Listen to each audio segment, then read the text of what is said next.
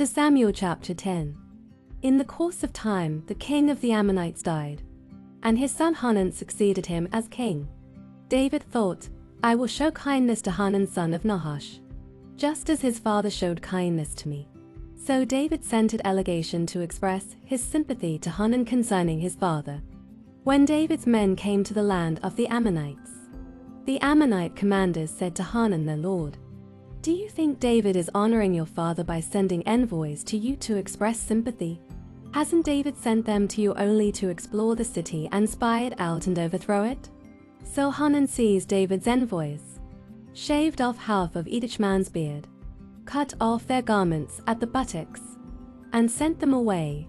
When David was told about this, he sent messengers to meet the men, for they were greatly humiliated. The king said, stay at Jericho till your beards have grown, and then come back. When the Ammonites realized that they had become obnoxious to David, they hired 20,000 Aramean foot soldiers from Bethray, Hob and Zebah, as well as the king of Maachah with 1,000 men, and also 12,000 men from Tib. On hearing this, David sent Joab out with the entire army of fighting men. The Ammonites came out and drew up in battle formation at the entrance of their city gate, while the Arameans of Zebah and Rehob and the men of Tib and Maachah were by themselves in the open country. Joab saw that there were battle lines in front of him and behind him, so he selected some of the best troops in Israel and deployed them against the Arameans. He put the rest of the men under the command of Abishai his brother and deployed them against the Ammonites. Joab said, if the Arameans are too strong for me, then you are to come to my rescue. But if the Ammonites are too strong for you, then I will come to rescue you. Be strong, and let us fight bravely for our people and the cities of our God. The Lord will do what is good in his sight. Then Joab and the troops with him advanced to fight the Arameans, and they fled before him. When the Ammonites realized that the Arameans were fleeing, they fled before Abishai and went inside the city. So Joab returned from fighting the Ammonites and came to Jerusalem. After the Arameans saw that they had been routed by Israel, they regrouped. Hadadezar had Arameans brought from beyond the Euphrates River. They went to Helam, with Shobekah the commander of Hadadezar's army leading them. When David was told of this, he gathered all Israel, crossed the Jordan, and went to Helam. The Arameans formed their battle lines to meet David and fought against him, but they fled before Israel. And David killed 700 of their charioteers and 40,000 of their foot soldiers. He also struck down Shobekah the commander of their army, and he died there. When all the kings who were vassals of Hadadezar saw they had been routed by Israel, they made peace with the Israelites and became subject to them. So the Arameans were afraid to help the Ammonites anymore. To Samuel chapter 11. In the spring, at the time when kings go off to war, David sent Joab out with the king's men and the whole Israelite army. They destroyed the Ammonites and besieged Rabbah, but David remained in Jerusalem. One evening David got up from his bed and walked around on the roof of the palace. From the roof he saw a woman bathing. The woman was very beautiful, and David sent someone to find out about her.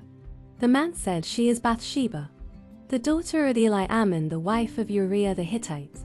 Then David sent messengers to get her. She came to him, and he slept with her. Now she was purifying herself from her monthly uncleanness. Then she went back home. The woman conceived and sent word to David, saying, I am pregnant. So David sent this word to Joab, send me Uriah the Hittite. And Joab sent him to David. When Uriah came to him, David asked him how Joab was, how the soldiers were, and how the war was going. Then David said to Uriah, go down to your house and wash your feet. So Uriah left the palace, and a gift from the king was sent after him. But Uriah slept at the entrance to the palace with all his master's servants and did not go down to his house. David was told, Uriah did not go home. So he asked Uriah, haven't you just come from a military campaign? Why didn't you go home? Uriah said to David, The ark and Israel and Judah are staying in tents, and my commander Joab and my lord's men are camped in the open country. How could I go to my house to eat and drink and make love to my wife? As surely as you live, I will not do such a thing." Then David said to him, "Stay here one more day, and tomorrow I will send you back." So Uriah remained in Jerusalem that day and the next. At David's invitation, he ate and drank with him, and David made him drunk. But in the evening Uriah went out to sleep on his mat among his master's servants. He did not go home. In the morning David wrote a letter to Joab and sent it with Uriah. In it he wrote, "Put Uriah out in front where the fighting is fiercest. Then withdraw from him so he will be struck down and die." So while Joab had the city under siege, he put Uriah at a place where he knew the strongest defenders were.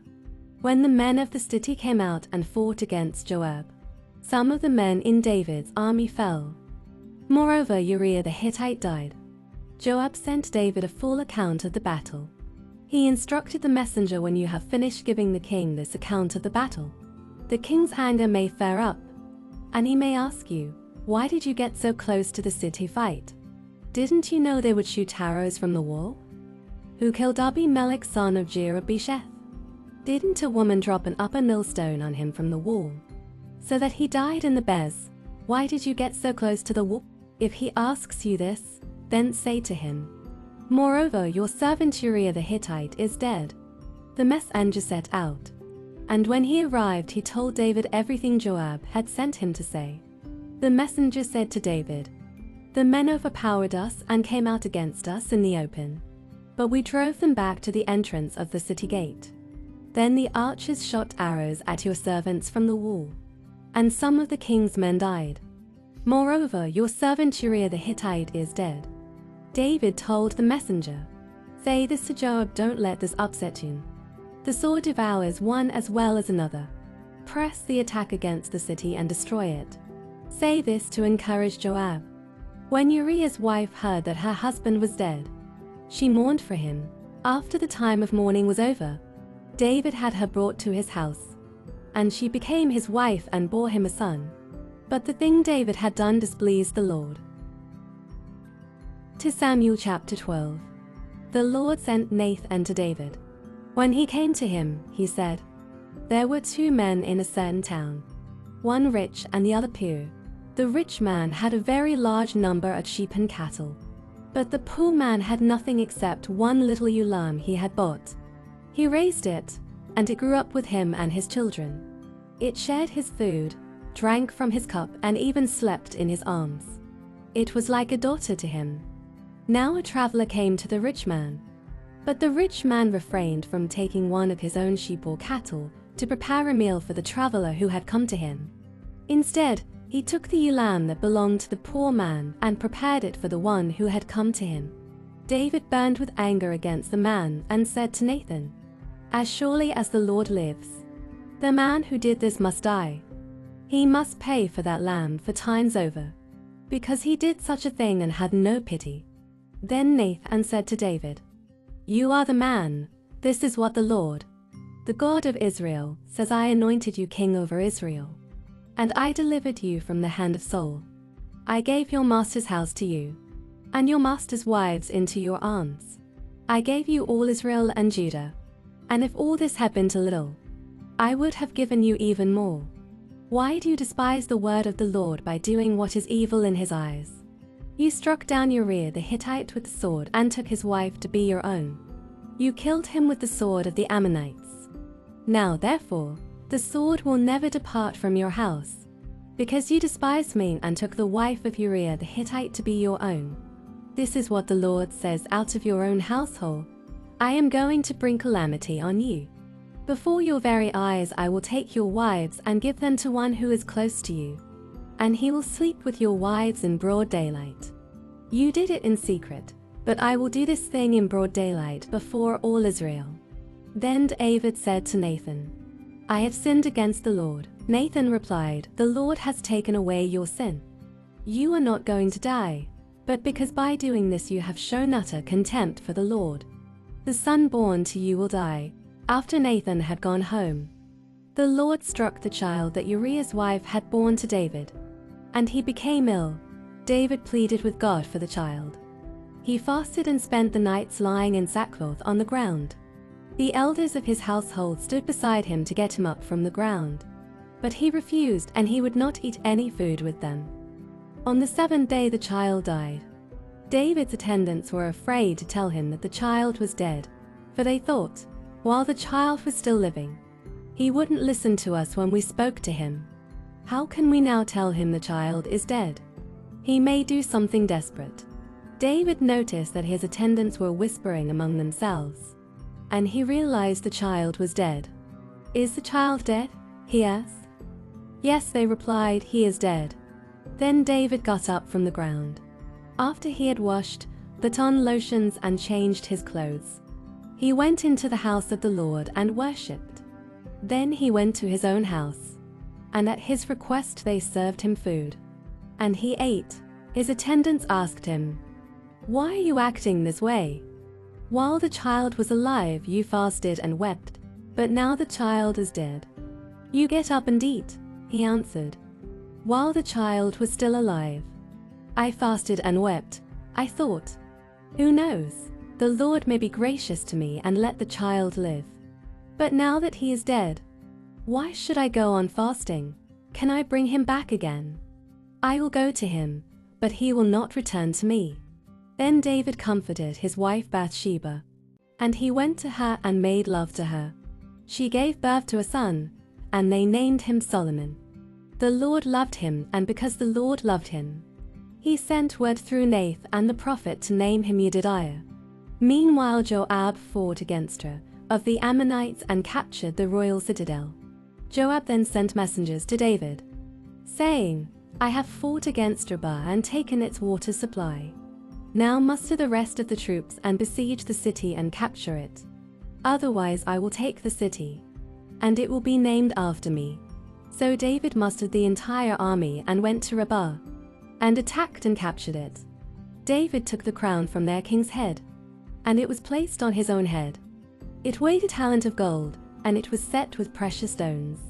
David took a great quantity of plunder from the city and brought out the people who were there, consigning them to labor with saws and with iron picks and axes, and he made them work at brickmaking. David did this to all the Ammonite towns. Then he and his entire army returned to Jerusalem. Luke chapter 19, verse 29 to 48. As he approached Bethphage and Bethany at the hill called the Mount of Olives, he sent 2 of his disciples, saying to them, "Go to the village ahead of you, and as you enter it, you will find a colt tied there, which no one has ever ridden. Untie it and bring it here. If anyone asks you, 'Why are you untying it?' say, 'The Lord needs it.'" Those who were sent ahead went and found it just as he had told them. As they were untying the colt, its owners asked them, "Why are you untying the colt?" They replied, "The Lord needs it." They brought it to Jesus, threw their cloaks on the colt and put Jesus on it. As he went along, people spread their cloaks on the road. When he came near the place where the road goes down the Mount of Olives, the whole crowd of disciples began joyfully to praise God in loud voices for all the miracles they had seen. "Blessed is the King who comes in the name of the Lord. Peace in heaven and glory in the highest." Some of the Pharisees in the crowd said to Jesus, "Teacher, rebuke your disciples." "I tell you," he replied, "if they keep quiet, the stones will cry out." As he approached Jerusalem and saw the city, he wept over it and said, "If you even knew, had only known on this day what would bring you peace, but now it is hidden from your eyes. The days will come upon you when your enemies will build an embankment against you and encircle you and hem you in on every side. They will dash you to the ground, you and the children within your walls. They will not leave one stone on another, because you did not recognize the time of God's coming to you." When Jesus entered the temple courts, he began to drive out those who were selling. "It is written," he said to them, "My house will be a house of prayer, but you have made it a den of robbers." Every day he was teaching at the temple, but the chief priests, the teachers of the law, and the leaders among the people were trying to kill him. Yet they could not find any way to do it, because all the people hung on his words.